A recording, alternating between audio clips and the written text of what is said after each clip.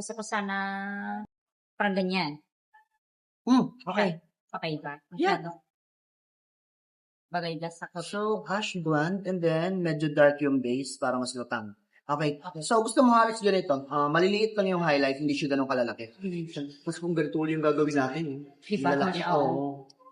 So, medium light, ash blonde yung gagawin natin. And then, medyo dark lang yung base. Pero hindi black, kahit pa brown natin. Okay. Same nun.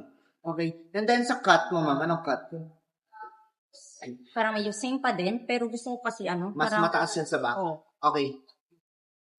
masyadong So, same length yung harap. I think, trim Like, lang natin bawasan na para ng konti. mapantay. Kasi hindi na pantay. Okay. So, mas mataas tayo ng konti sa likod.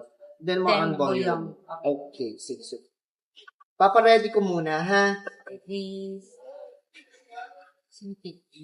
Ayan na, oh. Sino ka dyan, no? Kumusta yung color sa'yo? Ang ganda. Di ba? Siyempre naman. Thank you. Yung feel. Ang lagi Satisfied. feel ngayon. Siyempre, happy.